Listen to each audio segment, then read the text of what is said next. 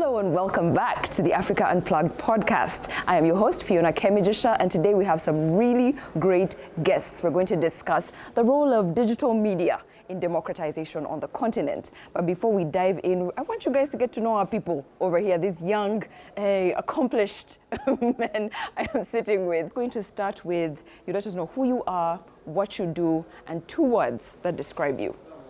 Thank you for having me on the show. My name is Andrew Karamagi.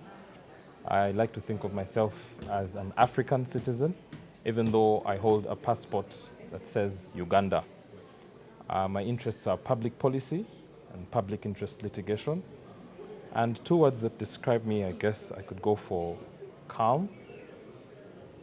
And I guess that also is synonymous with composed. Hi, my name is Lennon Monyae. I come from South Africa. I work for an organization called the African Peer Review Mechanism. It is an organ of the African Union with the mandate of promoting democracy and good governance. I serve there as a youth liaison officer and a researcher focusing on democracy and political governance. Thank you. Thank you. Thank you so much. And as we say in East Africa, Karibu Arusha. Just in case you guys don't know, we are at the EAC headquarters, which is also who are also the host of the ULEAD Summit 2022. So we have a really diverse audience here. Andrew is from Uganda. Okay, that's how we're moving. It's a wonderful, diverse audience. So let's jump right into our topic for today, the place of digital media. With the world moving forward, everything is going digital. You know, it's not just business, it's leadership, it's everything. So my first question is the digital, and you can just tell me your thoughts, you know, there's no wrong answers. I just want to really get an idea of how you feel about these things, just based off of your different expertise. So is the digital revolution an enabler, a catalyst, or an impediment to democracy? Thoughts? I think it's a catalyst for enhancing democracy, especially on the African continent. And what makes me say this is that given the fact that throughout the world, spaces for civic engagement as well as for people to speak freely have been shrinking. We've seen it throughout the world. So the digital space then becomes a space where people can speak freely. It's very unfortunate, though, that in some instances it has been hijacked and used for the wrong reasons. But if properly harnessed and if skills, digital skills are properly given, especially to Africa, to African youth, I think we are looking to reap the benefits of this digital revolution that I think Africa is experiencing. But in Africa, we also have a challenge of digital divide. Only 1 in 5 Africans has access to a smartphone or smart device that can get them to the internet. And over and above that, internet penetration on the continent only sits at 46%. So whatever we're seeing now is just a beginning. There's so much more that's to come. All right. I love that you brought us into the digital divide, because that's something I definitely want us to talk about. But speaking of the catalyst part of things, this is an example, one of the ways that we are trying to use digital media to just reach more people with these different messages, particularly on this podcast about governance, about democracy. So let me just go to Andrew as well. I'd love to hear your thoughts on the same question. Is it a catalyst? Is it setting us back? What do you think? I have a contrary view. I think it's an impediment, not for any fault of its own. And I say this because if you take a long view into the past, how were people like Nkrumah, Julius Nyerere, Nelson Mandela, and others able to organize against repressive systems, to organize for self-rule, self-determination, without Twitter, Facebook, Instagram, and so on, and yet be successful? We, on the other hand, who have this abundance of communications equipment and technologies and applications, are still grappling with basic issues which the Nkrumahs effectively dealt with and were able to popularize a message like Pan-Africanism, an ideology like Pan-Africanism, and have it spread across the continent without the aid of these technologies. By comparison, we should be way further along the line, but aren't. And maybe that could also be because the digital revolution creates a misleading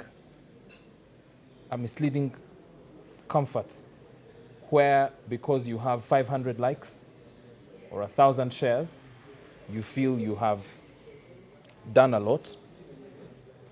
We've seen examples of many people conducting campaigns for elections to be MP or whatever position, people who have followers in the hundreds of thousands lose an election. Why? Because of the disconnect between what the digital revolution suggests and what it actually means in real politics. So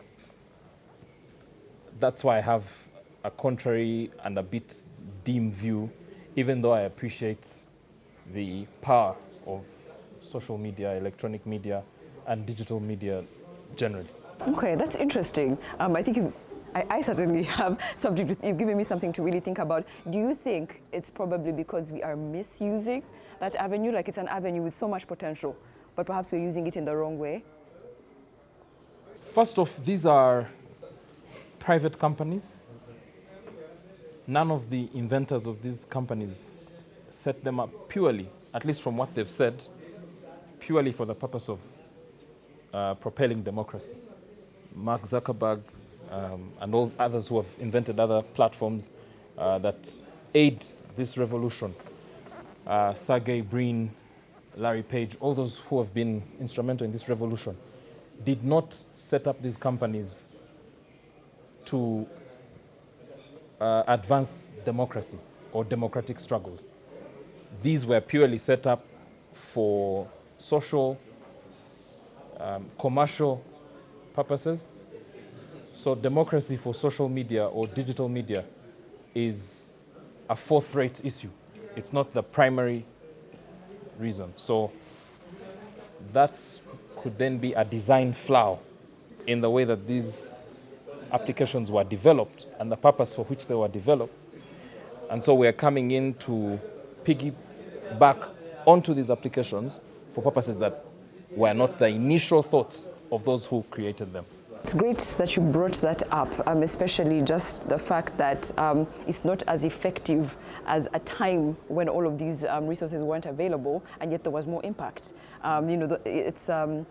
When we look at the times we're talking about, the times of Mwalimu Nyerere, those are the ideas, the values that we are still trying to replicate, that we are still trying to grow now. So it would seem that social media, digital media is replacing the door-to-door kind of advocacy, and what do you think about that, Lennon, that replacement? Is it something that is truly going to move us forward? Is it something that we can maybe harness in a different way? What are your thoughts?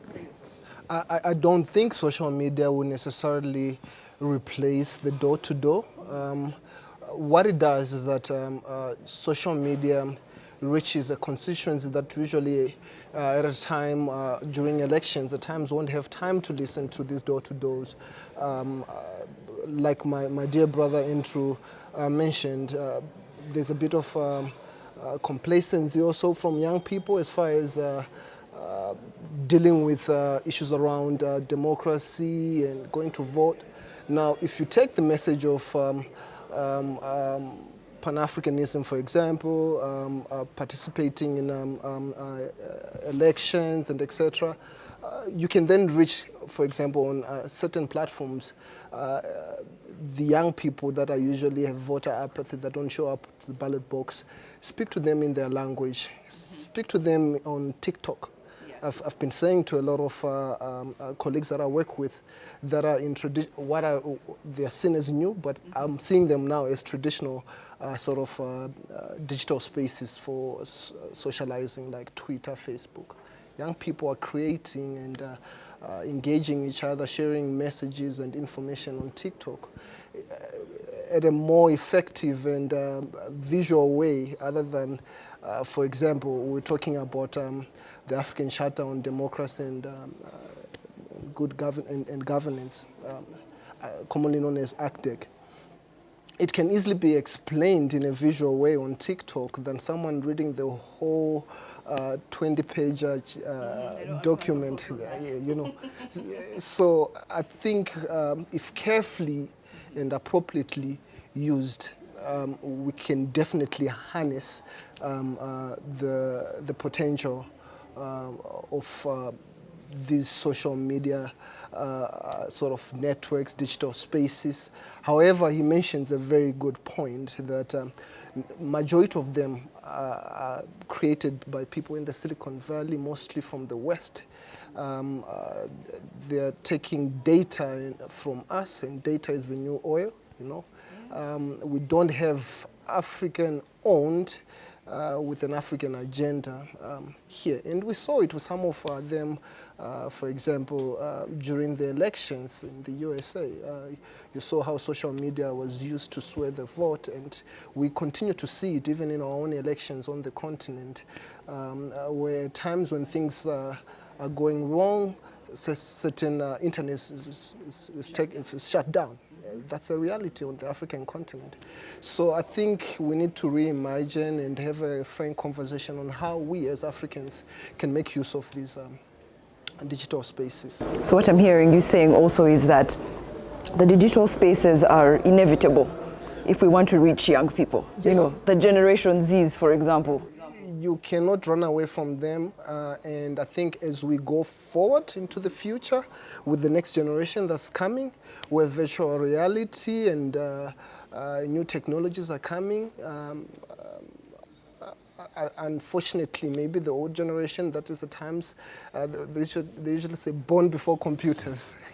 That's we find it very difficult to reach and engage, especially young people on the continent, because young people are digitally savvy, and majority of them, they shop on the internet, they get entertainment on the internet, they communicate and engage on the internet. The world is moving forward. Unfortunately, if our policymakers, politicians do not catch up, they might have to deal with consequences of trying to go after what's already going forward, you know. So I really urge our people in government, our politicians, our civil servants to embrace the digital space and use it positively on the continent. We're also encouraging our entrepreneurs and young people that are in tech to create our own platforms as Africans. Now, I know Andrew has some thoughts on this. So, Mr. Karamagi, tell us, what are you thinking? What are those thoughts that are itching you? It's cautionary thoughts. There's a Kenyan intellectual called Nanjala Nyabola. She's written a book titled Digital Democracy, Analog Politics, how the internet has affected politics in Kenya.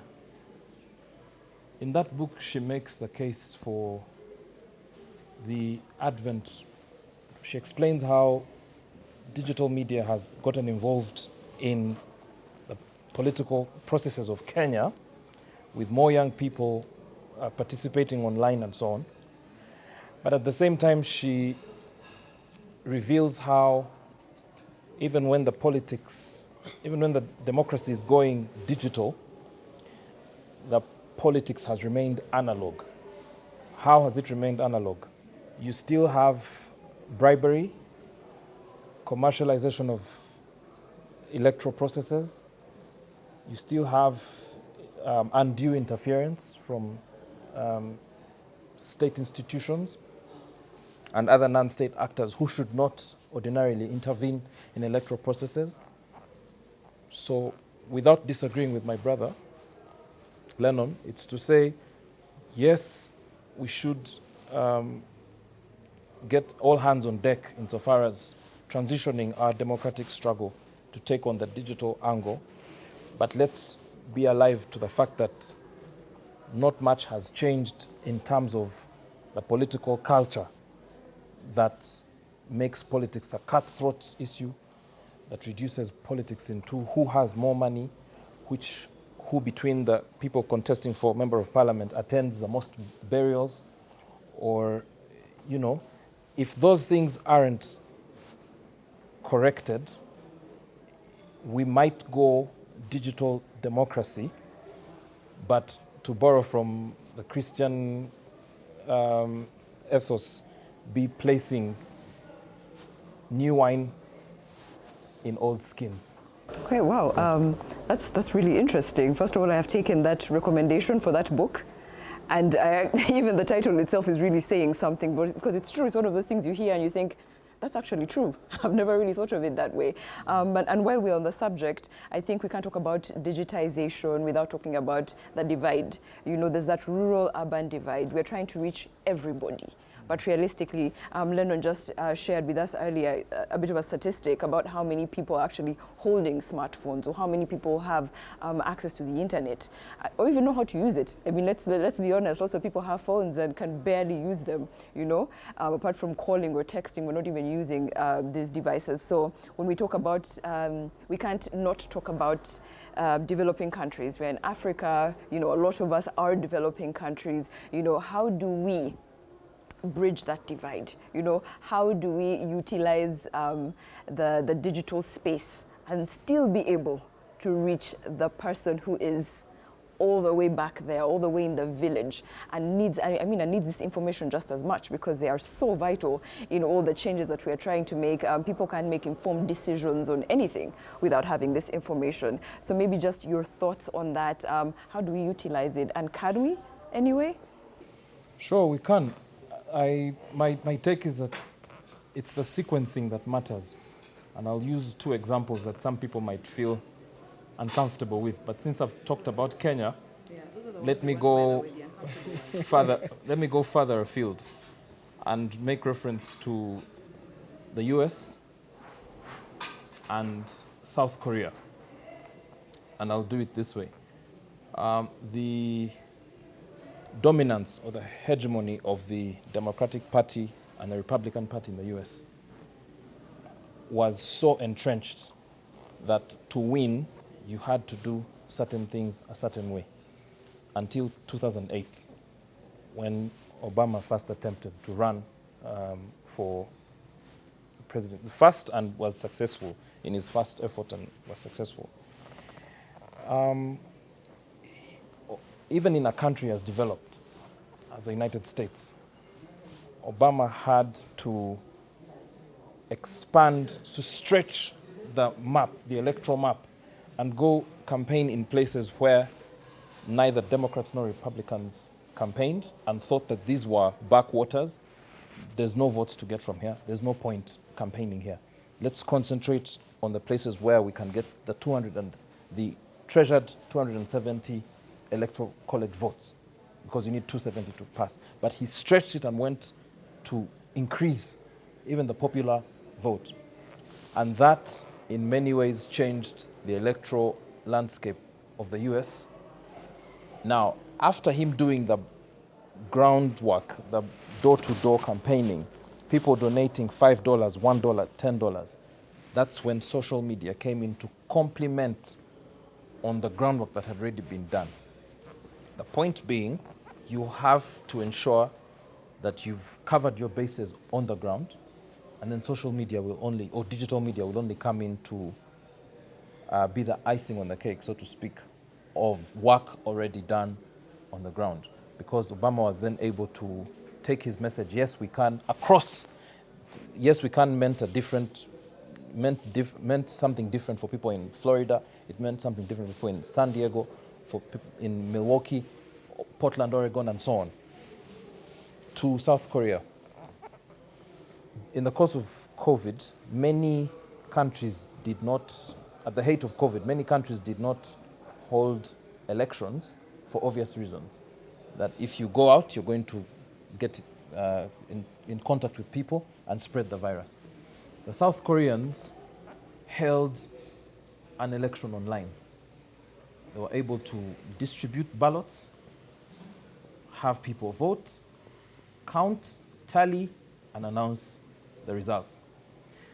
This speaks to, different from the American question, this speaks to a political culture in South Korea where an election can be conducted that way, and there's no, the kinds of, the rigging you hear about in other contexts, the people who do not know how to click on a button, because South Korea, I've used it deliberately because this is a highly advanced society where just about everyone knows how to use this media. So if you take the two examples, it's clear that you can, one, mobilize first and then have digital media complement you. But secondly, if you build a culture where people can, a kind of society, an electorate that can participate effectively online, then you can use both media.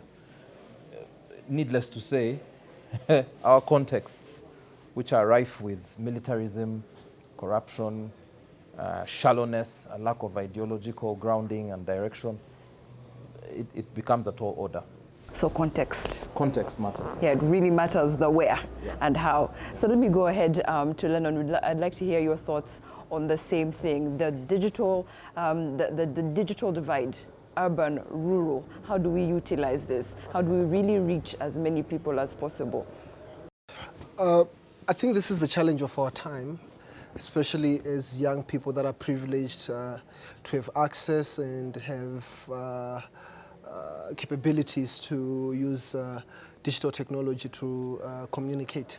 To then say we should not forget those that are living in rural areas and urban areas, those that don't have, because other than having these digital tools, in most countries, the cost of data is extremely expensive. You're telling me. The cost of data is extremely expensive. So before I actually answer your question, I just want to take you through the continent, some hashtags for those maybe that don't use Twitter, hashtags, sort of algorithms that bring certain conversations together. There's a number of hashtags that have brought in some public good as far as democracy and just engagements around how we're governed. I'll start in South Africa, where I participated in Fees Must Fall, organization of Fees Must Fall in terms of demanding free, quality, decolonized education, was organized on social media, Facebook, on Twitter, and young people were able to organize themselves, have key messages on what they were demanding from government using social media organically. We, of course, at some point saw how it was hijacked and etc. In the Gambia, we when President Jammeh refused to go, young people in the urban and suburban who had digital technology mobilized on a hashtag, is it a hashtag Gambia has decided, and it mobilized people also in the rural through the mobilization of those that have access to online technology, social media, to also hear the good message. Because what then happens is that when a conversation is happening around, let's say, young people, Twitter, instead of the newspaper reporting, traditional media that is at times biased, bought, organic conversation can be picked up online and truly reflect on what's actually happening. Of course, lately you have the corporate coming in, sort of swaying the conversation using money. He mentioned that these social media platforms are used for profit making. So big corporate obviously comes in and can change the algorithm using money. However, I think what can be done is put energy, put electricity, basics like electricity. And we've seen it in many communities where just access to electricity changes the whole situation, because to be digital, you need power. we're seeing it now in countries where there's a lot of power cuts, how it affects young people that are trading, young people that work digitally because there's no energy. So using the same, for those that are in urban areas, you have access to electricity. That's how you charge your phones, your laptops, your computers. Have good lighting so that you can be seen while you're talking on these digital spaces.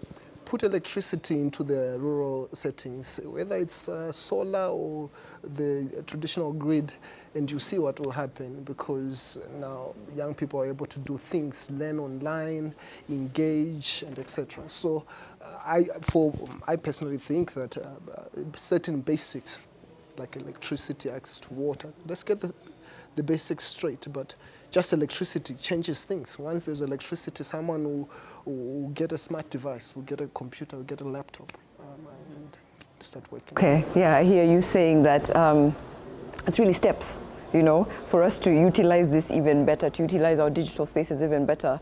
There's some steps. I mean, when you talked about Korea, I mean, now that's an economy that's where it's at, right? So we have so many steps to get to a point where we can reach that level of effective use of the digital space for democracy. So I think before we're getting into the last couple of minutes of this session, but I'd really like our audience to hear about the Uhuru Forum, because these two gentlemen are part of that forum, and I think young people would love to hear about it. Maybe it's something they can benefit from as well. So, Mr. Karamagi, tell us. Okay, Uhuru Forum is a product, a knowledge product that has been developed by MS Training Center for Development Corporation and partners as an annual meeting of civil society organizations to discuss the question of civic space in East Africa and the Great Lakes region around three areas. How best can we defend the existing civic space? How do we reclaim space that has been taken? And how do we expand the spaces that already exist? So it's held annually and has also evolved into a calendar program where we have activities that happen throughout the year. One of the products that we've developed as out of Uhuru Forum is a civic space dictionary, a lexicon that helps define terms that otherwise do not make sense if you're not a day-to-day activist or a day-to-day political actor or someone who works with an institution like the APRM and so on. So we want to make these terms more popular, easily comprehensible, and we'll keep developing more such products. But at the heart of Uhuru Forum, as the word suggests, Uhuru, in Swahili meaning freedom or liberty, is to see how we defend, reclaim, and expand existing spaces, be they digital, physical, or otherwise.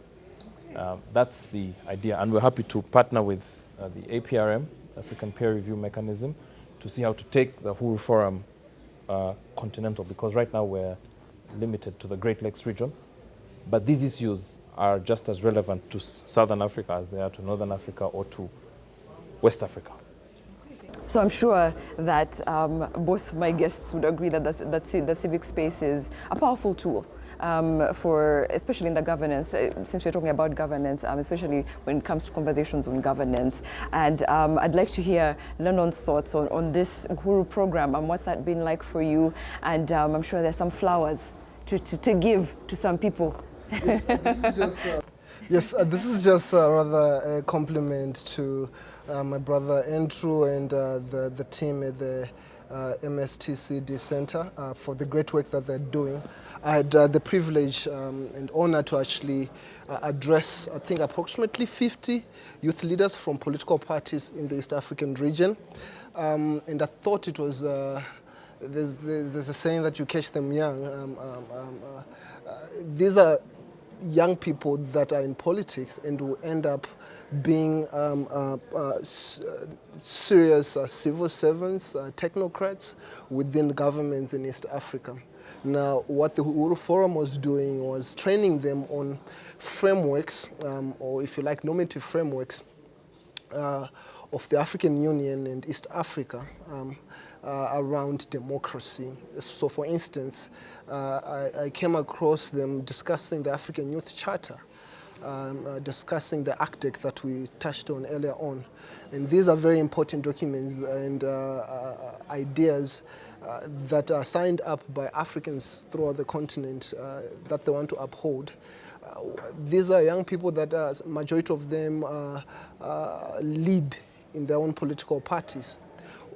If they understand these frameworks and believe in them, it means that once their ministers, once their permanent secretaries, once they're heads of states, they'll be able to take some of these ideals that they've learned while they're even at the youth phase of their political parties and put them into practice. So I commend the great work that you and your colleagues are doing, and I hope it can be expanded to other regions of the continent.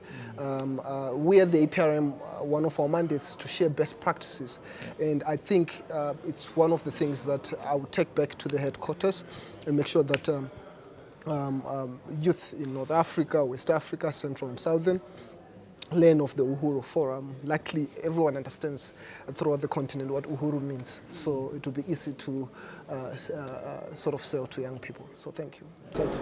All right. First of all, let me also give you guys your flowers. Let us give Mr.